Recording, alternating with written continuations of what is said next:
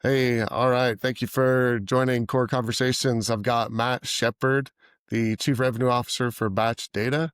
How you doing, Matt? Doing well. Thank you for having me. Good, good. Well, so today we're going to be talking about how Batch Data has come to be, Matt's role within the company, as well as, kind of how he got here. And so Matt spent a good bit of time with ZoomInfo and has come on. So Matt, can you tell us a little bit about the story from the transition that you took from ZoomInfo over to Batch Data? For sure. I pretty much grew up at ZoomInfo. I started there as a young guy, just trying to make it in sales, and they brought me on when I think we were only about 150 people, about 100 million, just south of 100 million in ARR at the time, back in I think 2015. We were able to grow that significantly through finding out that new business obviously is going to continue growing your company, but if you don't have a good upsell and retention motion and you have a leaky boat, you're never going to grow the way that you want to. So I was actually brought into the account management side, and I started seeing, deals come over, and I was like, well, why didn't they buy that data? And why didn't they buy this from us? And why wasn't that discussed in the initial conversation? Right. So, curiously, as an account manager, 25 years old, I would just be like, hey, why are you not exploring this? You're in Europe, but you're not looking at our European data. I'm just curious why, for Hmm. example, you know. But with that being said, just being naturally curious on the post sale side led to quick upsells, and I was like the first AM to sell, 7 figures worth of new expansion in a year, and that really showed is like, not all account managers are just farmers. They can also have a spear, right? They can also Right, hunt, and I right, think that's the biggest deals anyone's ever done at ZoomInfo has been on the post sale side. They have to, a lot of people have to dip their toe in the water before they do that cannonball, right? So we really right. have to earn the right to grow within these accounts, especially these enterprise accounts that expect, huge ROIs. So as we grew the company, I was usually a part of the mid-market to enterprise team, and then I jumped into the strategic side, starting to work with like our biggest enterprise customers like IBM, Microsoft, AWS, Okta, RingCentral, all these great partners. So when I was brought into there, I had kind of a small tactical team, and our job was to, grow these accounts to 7 figures, eight if you're Right, if you're lucky, right? right, So that's what I did. So essentially shifted to more of like a director of enterprise strategy role where I was, working with these large customers, going and seeing them on site, really trying to understand all their different business units, use cases, and then expanding those accounts as much as I possibly could. So usually they'd come over only at like, 50, maybe 100K ACV if we were lucky. Because anytime someone's spending over 100K, they're just, I think, mentally ready to spend more than that. I think it's just when you go from 5 figure to 6 figures, that's where it's a little more scrutiny, I'd say. right. Regardless of the size of company you're working with, even Amazon has thresholds of, people, I can only sign up to 50K. I can only sign up to 250K. And then you go to global procurement, So navigating all that stuff is difficult, but me and my team drove 25 million in 1 year in TCV. I think Wow. it's like the biggest, we had the biggest deal at the time. Also with one of those enterprise accounts I mentioned earlier. And I had a great run there. So I was there for 8 or 9 years. We went public. So when I initially started, we were DiscoverOrg, and then DiscoverOrg started acquiring its competition. So as Yeah. we continued to grow, DiscoverOrg bought Ranking, then they bought ZoomInfo, and then they bought all these other niche technologies to build the platform you see today. And that was a really fun ride to be a part of. I bet. Really thankful for everyone who was a part of that with me as well. But from there, I decided to take a new journey after the IPO. So we IPO'd, and that was fun. Learned a lot about that process in the whole time there, good and bad sometimes, but you live and you learn. Yeah. With that being said, I got an opportunity from an old colleague who had joined Batch Data.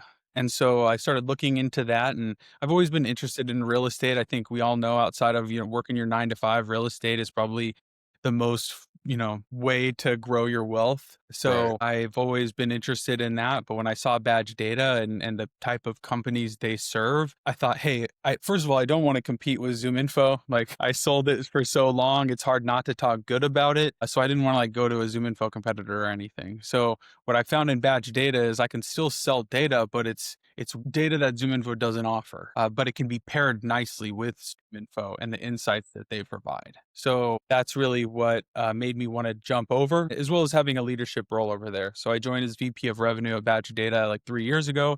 At that point, there were four separate companies in one. So it was called Batch Service, but it had all these small kind of mini companies within them that did different things. So they offered batch skip tracing, which is homeowner contact information. That was their first product. Our three founders started off as real estate investors.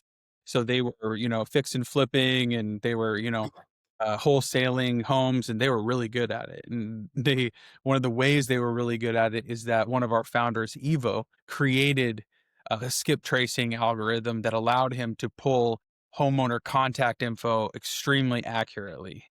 And Interesting. that allowed him to have more conversations, which led to more deals, which led to more money for him and his family. Right? Got it. The reason I thought that was really interesting is because at ZoomInfo, I was saying it's about finding, the right person at the right time with the right message. That was always our pitch, and it's the same thing, right? Like when it comes to badge data, I'm finding the right person at the right time with the right message. The difference is instead of selling them something, it's trying to buy their house. That's Right. the only difference. Right. So that pitch for me was just natural. From there, I saw a lot of opportunity to fix some of the internal personnel that was happening there. So there, like I said, there was batch skip tracing. There's a dialer. So the power dialer is meant for wholesalers to make a lot of calls, obviously. Well, they need data to do that. So that's where batch leads came in. That's UI made for real estate agents, wholesalers, investors, that allows them to essentially think Zillow, but on steroids. So they're able to make all these filters about the property, but it's filtering both on market and off market properties. So you're able to filter by all the property characteristics, as Hmm. well as like homeowner demographics and all these different things to find the property list that you want. And then you can obviously skip trace it via batch skip tracing to get the contact info. So it Got was it. basically an all-in-one, which once again, similar to ZoomInfo, right? ZoomInfo has a platform, they have a dialer, they had all this stuff.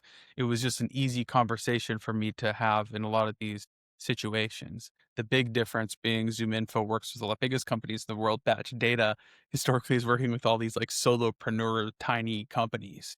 So I was like, there's no ACV in these accounts. It's more always MRR based because there's heavy churn in these types of accounts. So I was talking with them, and they said, we have this batch data product I think we really want to grow. Right now, the batch data product really only fuels batch leads today, but we think we can sell this data, this raw data in our APIs and how we're integrating with batch leads to other prop tech, to other companies who want to use this data. So I was like, okay, that seems really interesting. Have you done a TAM analysis? Do you know what your ICP looks like?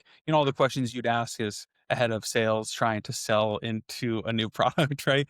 And of course, they didn't have any of that. So we just spent a lot of time honing in on that. Based on my days at ZoomInfo, that's what I did with these companies all the time. It was, what's your total addressable market look like? What type of people are you trying to go after? And then I'm able to tell them, hey, based on our database, there's this many millions or thousands of companies that fit that criteria.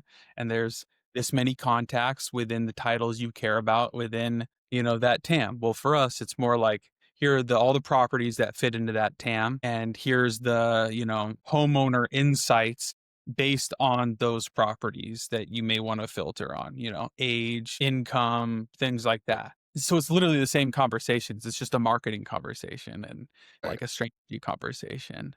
So Right. that's kind of what brings us here is, we were able to kind of hone in on all that stuff. I still use ZoomInfo with the team because we're a B2B company now, really. In July, we sold batch leads and batch dialer to our biggest competitor in that space called PropStream. Okay. So that's a good opportunity for us to really get out of that space of selling to one-off wholesalers and becoming a true B2B data company. So that's the story. Cool. I appreciate you sharing that. That's a good story. So as you guys have sold off those two other pieces of the business, and I imagine quite a few employees have gone their own ways, right? So now, how big is batch data from like a employee headcount perspective? So we were like about 140 employees before the split, and now we're, I think, only 40. So we're able to, most of our engineers and stuff were supporting the batch leads and dialer products. So that's why the majority of them went over to PropStream with that acquisition. So we're Got it. lean and mean, and that's actually good for us right now when it comes to profitability. I So bet. yeah, we are actually So able to do more with less, surprisingly. that's kind of the name of the game, especially as, technology advance. We're trying to get lean as we can, right? So um how big is like the sales force, and who are you guys targeting as your main, new client acquisitions? You said the old company that bought the two services is your main client now, right? They're one of our biggest ones right now for sure because they license all of our data nationwide. I'd say our really where I knew the easiest deals to be had were customers who looked like batch leads or Okay. PropStream. So these prop tech companies or prop tech platforms who are trying to be like the two best platforms in that space. So right now we're fueling the majority of prop tech in that space in different ways. So we're not necessarily providing them all the data, but we're either one of their vendors or supplying them either just contact data or like just property data. So a lot of companies are coming to us now that that acquisitions occurred because they know that PropStream's the best in that space outside of Yeah. batch leads.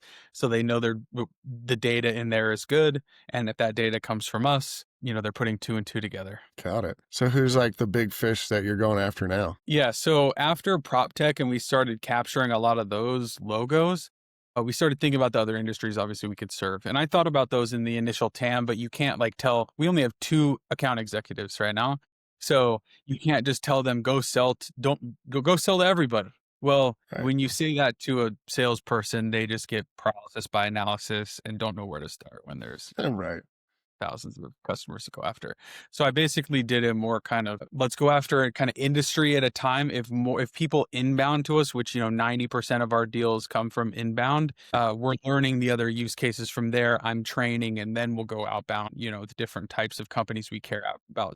Think home services. Think insurance. Think fintech. Collections, telecom, call centers, anyone who's trying to get in touch with a homeowner, we can serve. And that's usually like the easiest Right. use case from us. But then we have more interesting stuff, right? When we're talking to one of the biggest mortgage companies in the country right now, they just merged with another company for like $17 billion. And we're leaning into AI. So we have a new tool coming out called Batch Rank. It just released this past month, and it already existed inside of batch leads and PropStream. And it was one of the main reasons people loved it because what it is it's literally what's in the name batch rank. It's our propensity model. So what it tells people inside that platform is it's a score that tells them how likely it is to sell. Got So it. for if you're a wholesaler or a real estate agent and you want to know what homes are going to about to, that aren't on market yet and are about to come on market, we're guessing right now. Well, I shouldn't even call it guessing because it's a score, but right now 80% correct if a house is going to sell, Wow. which is 20% higher than anything either one of those companies, the mortgage companies that just merged. I talked to their head of data science for both companies, 20% higher than what they could achieve internally. And these are Interesting. multi-billion dollar companies who are So trying to build this themselves and they can't. So so this is an AI predictive analytic tool that is giving like a score based on how likely it is for somebody to sell their home. correct. Interesting. So how you don't have to get into the weeds, but I'm curious, like how does that work? Like is it an existing listing, or is it something that's off market that's going to go to market potentially, or Yeah, so right now it's both okay, basically. So it's any property that's in our platform, whether it's on market or off. If it's on market, obviously that score is going to be higher, right. because it's on market. But you Yeah, still want to try to find those ones that are off market that are giving indicators that they're about to come on market. So if you're a real estate agent, you can be that agent. If you're a wholesaler or a fix and flipper, or you're trying to acquire that property, that obviously makes a lot of sense for you too. Same from a mortgage perspective, right? That's why we're talking to these mortgage companies. They want to be able to target this people and do the mortgage as well as do the recapture, right? They right. start to see one of the homes they did the initial deal with potentially going on market again. They want to be a part of that. So, there's even more use cases I'm finding today. But when it comes to who we go after, I'm finding more and more use cases every day. But I don't want to. There's a difference between me knowing all the use cases and then me expecting my sales team to go after every single one of those right now. Right. Uh, so I'm trying to find a mix between, marketing outbound efforts into those types of people. I've also, implemented some technology for sales that's allowing them to do, hundreds of dials a day. We use like Phone Burner, which is a power dialer. They're able to, I was going from them, four people making only like 100 connected calls a week to now doing over 250 a week. Wow. So that alone was really helpful, just getting them to be able to rip lists out of Salesforce. And then we use, an email cadencing tool and paired with that to do all of our outbound. But So with the phone dialer, is it just a dialer that connects to a person if they get somebody on the phone, or is it like an AI voice? it's all like I don't do the AI voice yet. The only thing they're manually like it's just manually burning through all the numbers. Make a call, doesn't answer, you can pre-record a voicemail and just it'll send it so you can just make call after call that Got way. it. Yeah, it Yeah. keeps them busy. It just kind of does the hard part, like get them over that hesitation factor, right? Exactly. And the reason why I chose them over some of the other ones is a lot of the times my people were making calls and like I just called 100 people and only connected with one. Right. Why is And that's because of spam. All these flags now, right? Like the moment your phone number gets flagged, you end up as spam likely to everyone you call. What's Yeah. cool about their service is they have something called, I think it's like armor protection or something like that, where if they see your number beginning to heat up, similar to how our batch dialer worked and still works on that side, it will basically pull that number and replace it with a cooled down number, which will allow you to connect. So with Got it. the armor protection that the phone burner company gives to us, our connect rate has just like skyrocketed, which is, a part. So it's like, it isn't, and so people come to us and say, hey, your data doesn't work. And it's like, well, what are you using to call? Because you know what? It's a conversation I have almost every day, or at least had when I was selling batch leads and dialer, because they're not using our dialer. They're using a one-off dialer or maybe their cell phone or something, and Right. wondering if they're using their cell phone and making hundreds of dials, why they're not making connects. And it's like, okay, well, just try to call try to find a random person, call them, and see if you're coming up as spam likely. Like that's, I guess, the one way to test that, but guaranteed you likely are. Yeah, I mean, I get spam calls every day, and it comes up as potential spam, and I do not answer those calls, right? Of course. Yeah. And they leave me a voicemail, and it's some computer system trying to get me to take a loan that I don't need. I'm like, So how do you mitigate that, or how do you get around that, right? If you're showing up as spam likely, and knowing that executives are likely not going to answer because they're on calls all day, but also because they don't pick up numbers they don't know usually. I try not to because I never know if it's a customer. So I want to make sure if it is that I pick up, but that's a risk I'm willing to take, I guess. But yeah, I'd say, for my sellers at least, I know if I'm having them call an executive, you just have to be extremely diligent with your voicemail if you're going to leave it. right. If you're going to leave it, you better say why initially. Like, you better not start with your name. I'm from Batch Data. That's not relevant to them unless they know who you are. Hello, I'm calling you for this reason.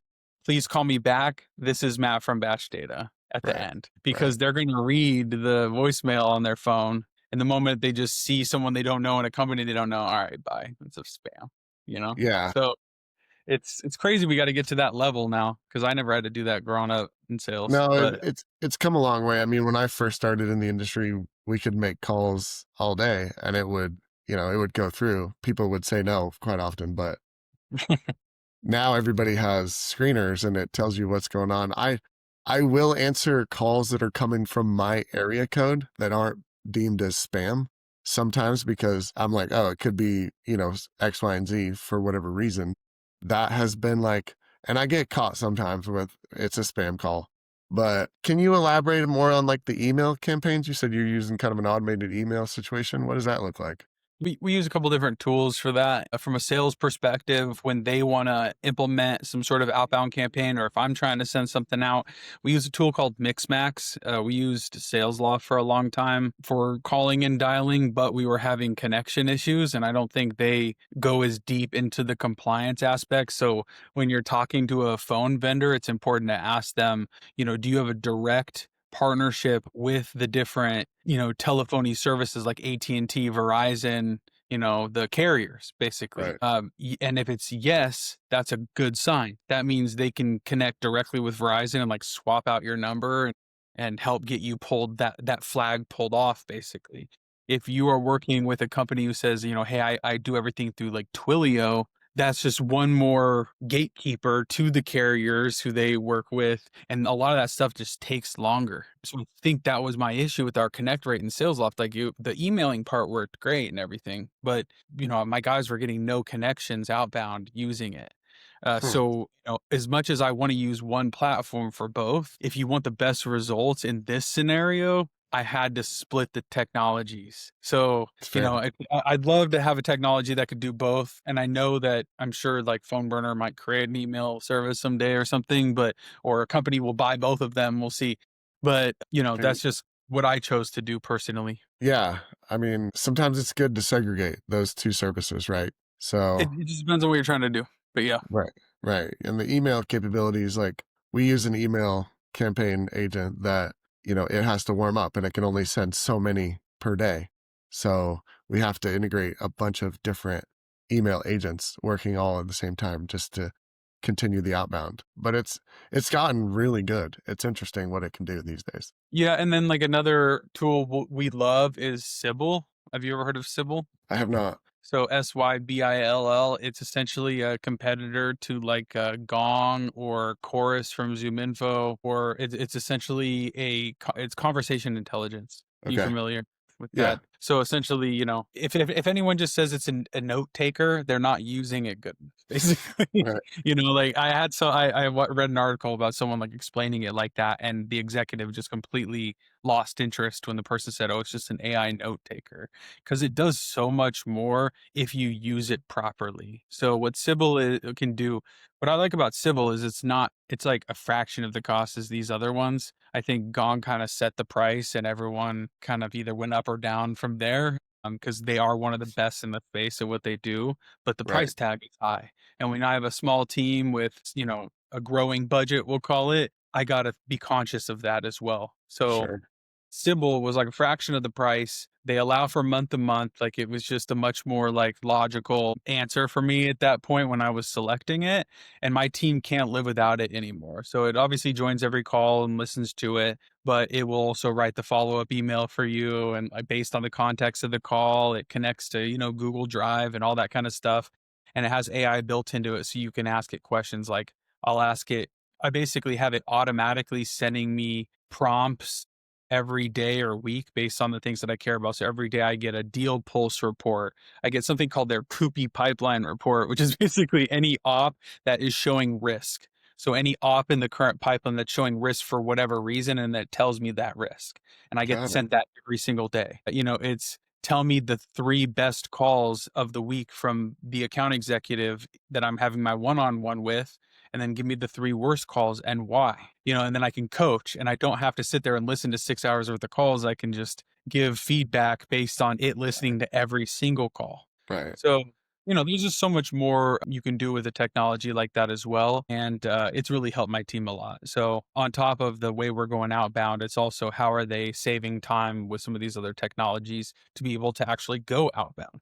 That's Right. the biggest excuse I get from salespeople, right? It's like, I don't have time to go outbound. Yeah. Yeah. I see a lot of white on your calendar, that's usually what I'll say in return is like, maybe, you should probably time block your day a little bit better so you have more control of it and you feel like you have the time to do the important thing. So it's like a sales call analyzer. It helps you coach your team and give them, real-time feedback on what's working, what's not, and like not have to go through and just watch every little bit of their work. Yeah, I mean, you could literally even ask it like, I need 500,000 in revenue in the next week. What deals based on what you've listened to will be the highest propensity to close in month? and that I should focus on. You That's know what I cool. mean? Like, they can if they are creative enough to ask it things like that, it will do things like that, and if you need that type of guidance for, like, a green rep, for instance, who hasn't done this a lot, it could be really useful. I'd say is like a very for me, I don't really need that, but, some people who need that kinda day-to-day guidance, I think that's really helpful. Yeah, and as you're like grooming them to become better, it saves you time and it saves them time. Yeah, we actually Well, have a tool just like that that does like after this, it'll, I could just pop this into that and it'll analyze the whole thing and be like, you did this well, you did this poorly. Here's the key points that, Matt said X, Y, and Z and this, and it gives you so much data and feedback. It's really interesting. Well, I think the reality is too, salespeople, most have an ego and they don't want to be told what to do or how to sell by a boss or whatever. I've had good bosses, I've had bad bosses, and some I've been like, I do this better than you, like, just get out of my way. Right. Whereas sometimes having that, like, even though it's AI, right? We know that Sybil is AI, having that kind of unbiased feedback, I think is really interesting. So, like, it's Yeah. not just me saying it, Sybil said you sucked on that call, right? Like, Sybil said you got a 2 out of 10 and this is why. I agree with it. You know what I mean? Like, or maybe I don't agree with it because it took you out of context for this part of the call, because it does do Yeah. that. So, Yeah, AI is not perfect, but yeah, it's it doesn't know interesting. sarcasm yet, unfortunately. No, I mean, I try to be nice to it because, You're a guy who says please to the AI? I am, and I say thank you because and I saw a meme yesterday that it was like Sarah Connor from Terminator like smoking a cigarette, watching us all make friends with AI, and she was just like, so we'll see where this goes, but I think the more we can integrate the human element and then like eliminate the monotonous redundant tasks like the emails and the dialer and like it's going to continue to evolve. That's where we really leverage this tool to maximize efficiency and like you guys can, instead of hiring more reps, hire tools that cost less than a human capital, and there's no 401k match or a benefit package that needs to come along with it, right? Yeah, I agree. So where do you guys see, where do you see this all going? Like, what's your forecast for like 2026 and into the coming years with batch data and your team? Like, how does that look? Yeah, I mean, we're growing like crazy. So when it comes to the team, I've got 2 account executives, 2 account managers, and 2 solutions consultants on the go-to-market side. That's really my sales force, and they're doing a great job. We're at the point in our business where I'm going to need to start hiring likely more on the post-sales side because the AEs are consistently bringing on new logos, and we don't have a ton of churn. So we just have like, customers stacking up, That's and our good. account managers, at some point are going to need some relief there. So that's my big goal is just to making the right hires. I've made good hires, I've made bad hires in these first few years here, but my main core guys have stuck here the whole time. I think that's the big reason why we don't have a lot of churn right on the post sale side. These guys have been with me since from ZoomInfo. I took a lot of my guys from that small core team that I was saying over to here because you work with people you like and who you can Right. trust. So Exactly. I can trust my guys with my book of business at ZI with, $1 million accounts, the 8-figure accounts we grew. I know I can handle it with anyone here. So, that's the standard we bring over from there. I think that was, there was good and bad I took from ZoomInfo, but I think the good was the work ethic and the being willing to do whatever it takes creatively to get these deals done. And that's about being curious and asking the tough questions and not being intimidated by asking the tough questions. So, Right. that's what I learned from all those really, really aggressive and hardworking individuals there. Right.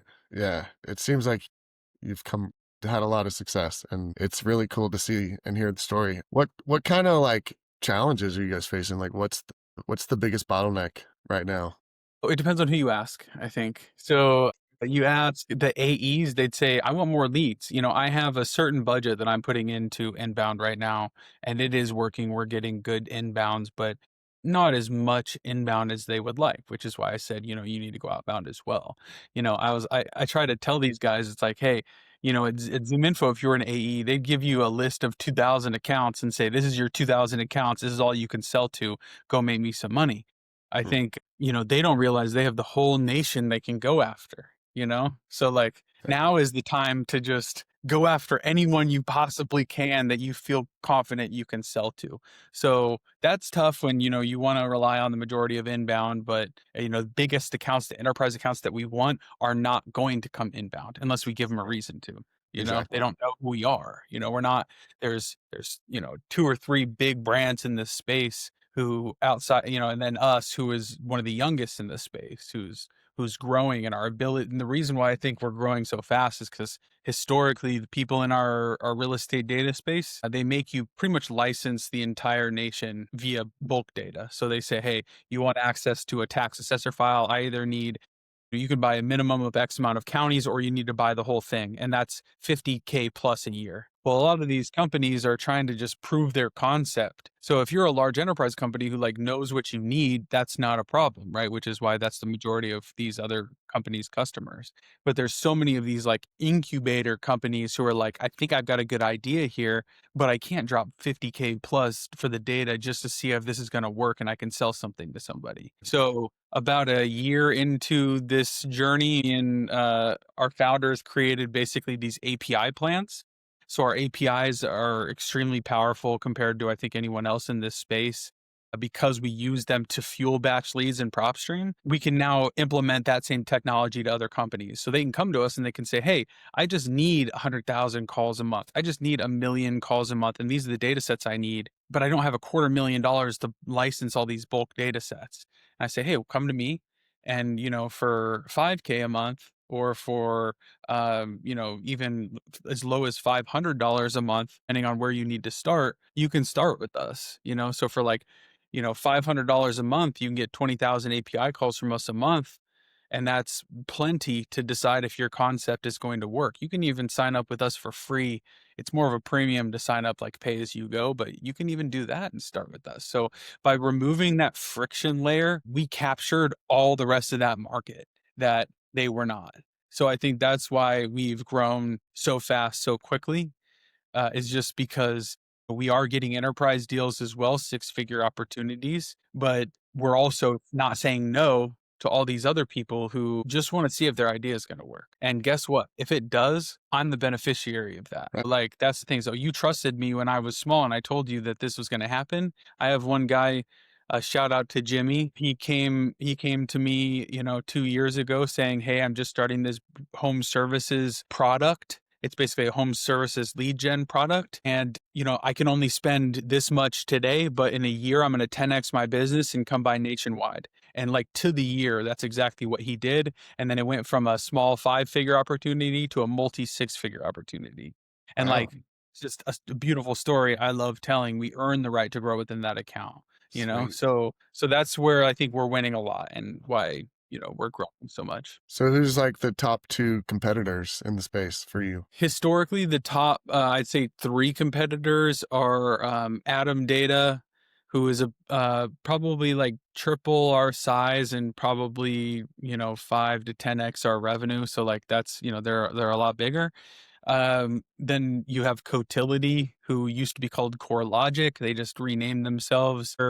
I mean, I don't know how much revenue they have, like probably hundreds of millions in revenue. And they were one of the first people in the space. And then you have First American, which is, a title company, but they also have a data segment as well. So there's also Black Knight, which is also called now, I think, like Iced Mortgage. And they're more on like, they do all kinds of niche data sets. But we're running into Atom the most because I think we have a lot of the same data sets as them. I think the big difference, once again, is the fact that like, some of our APIs and our API plans make it a little easier and more flexible to get started. So if you're comparing the two, and one company comes to you saying, hey, it's 50K minimum, or another company comes to you and says, hey, I'm cool with you spending 10 or 20K now, as long as we get to 50K, I hope, when it time's right, it's pretty Right. clear which one you're going to pick, especially if we respond faster. And Right. that's my biggest like pet peeve. I shouldn't say pet peeve. It's my biggest gold standard when it comes to my team is communication with your customers, your prospects, and internal. But we don't wait longer than 24 hours to respond to you, right? Like to me, as soon as you get an email with someone and you're able to respond, a quick like on it, we'll get back to you soon means so much more than just leaving them on red and then responding thoughtfully 2 days later with the answer, you know? Yeah, So I it's just like, appreciate that too. it's just little stuff like that that, pardon my French, but I call it the give a F factor, right? It's something that like it's my gauge of your urgency levels and how you want to look to your prospect or your client, right? Do I want to look like the guy who's going to respond first? Right, Are they going to know that when they go to make their decision, hey, the pricing is within 5K, but Matt responded to us within an hour every single time, good or bad? right. Like that's Goes a just long way. the badge data difference is how I like to explain that piece, right? Like you will always hear back from my team. If you're doing a bake off, you will always hear back from my team first. Good.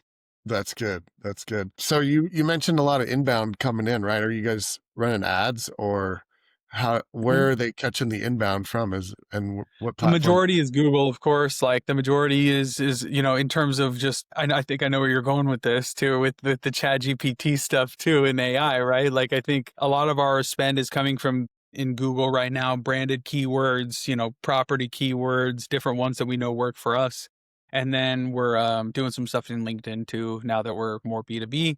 But outside of that, trying to figure out ways to make sure we pop up on people's prompts. So we have spoken to some GPT specialists and have kind of been doing a lot of research there on different ways we can show up in GPT, Grok, all these different places Hmm, when someone types in certain prompts. So that's what we're really focused on right now is when, thinking about all the different prompts and we're asking people, hey, if you found us in ChatGPT or wherever, what did you type in? Like I'll have my SDR even asking for stuff like that because the more we can understand about the prompts people are putting in, the more we can make sure we're showing up appropriately. And I think a big part of that is how you're writing your different pages and the copy that's in there and how these GPTs go to find information. So that's crazy. really what we're trying to figure out right now. Interesting. So like SEO for GPT. Chat GPT. That's a cool concept. And I mean, I get a lot of things from Chat GPT. I talk to it more than I want to admit. I mean, everyone does, and that's where it's headed, right? So how do we mix the people who search on Google, the people who are cruising around on LinkedIn, and the people who are hardcore in AI, and that's it now. So, that's the I think gonna be the new game, right? I don't think we're gonna have copywriters much longer. We're gonna have like prompt writers, it's gonna be like, some of these Yeah. things are gonna change and it's gonna be really interesting. Yeah, and it's wild how much it gets to know you. I ask you questions be like, well, for your business and this model, here's the questions you should ask and all this stuff. Or your Mhm. dog is this weight and he needs this supplement. And it's kind Yeah. of scary. When it comes to the sales process too, historically there was a certain way to research, right? You'd go to ZoomInfo, you'd go to LinkedIn, you'd map out the account with some sort of Excel doc. I have something, that I use called like a speed doc for my salespeople, and speed is an acronym for like all these different things, but like who's your sponsor, what's the decision making process, like, all this different stuff. But similar like MedPick or like any other, sales methodology, I think. But, how do you use AI to shorten that process too? So we have a branded GPT that we use that, our CEO and team have trained and put all of our documentation in there, all of our slide decks. We're dropping all the Sybil calls into there. So all the call recordings so it can learn. All that kind of stuff is making it so valuable for call prep. I just have a few prompts that I've given sales to just plug in. All they have to plug in is like the company name and website and the person and their title and LinkedIn if they have it. And then the prompt will do the rest. And there's no reason we shouldn't come prepared and thoughtful for a call. And instead of just doing the research, now it can also give you thoughtful questions to ask in your own voice, So that's minimum in terms of call prep. Like if you expect me to be on a call and you don't have some sort of call prep for me like that with questions you and I can ask, that's not good enough. Yeah. Yeah. No That's reason really not to. interesting. No reason not. Right. We use a very similar approach. Like we have an internal GPT. There's actually three different ones. And you do the recording, you drop it in, it has thousands and thousands from the different people that are involved with the company. And it is really unique that I can just get in there and be like, hey, I have a call with X, Y, and Z. Can you help me prepare for this meeting? And what are the key talking points? What questions should I ask? And what kind of revenue, who's their client base, etc. And then I pop in this call and it'll give me feedback and then help me create a plan of attack. Would be like, okay, well, they could maybe use X, Y, and Z as far as like an enhancement to an existing service, and or ask about X, Y, and Z. It's a really wild. You guys are on you guys are ahead of the curve, I would say, with most companies, and it sounds like you're doing really well. I really appreciate the time today, Matt. This has Yeah. been fun. Yeah, this was fun, and if you want to get together at any point, if you're ever out here in Arizona, let me know. We got an event coming up next week that a lot of people are going to be at. It should be pretty interesting in the prop tech space. So So if you're where ever in out, Arizona are you located? so I'm in Chandler, but it's in Scottsdale. Well, Okay. like everything fun is pretty much. Yeah, I like Scottsdale. Until it gets to be 120 degrees, then I'm okay. That's why I'm from the Pacific Northwest, so that's why I've got a house up there to go back and forth. Right on. Well, I appreciate the time. I think we can wrap there. I'm gonna just send over all this as soon as I can, and then I'll give you a long form and some short clips that we can kind of work with, and then would love to connect again just to go through it and see what you like, what you don't, and then we can go from there. How does that sound? Sounds good, John. Have a good holiday weekend, and just let me know next steps. Okay, cool. Will do. You too. Thanks, Matt.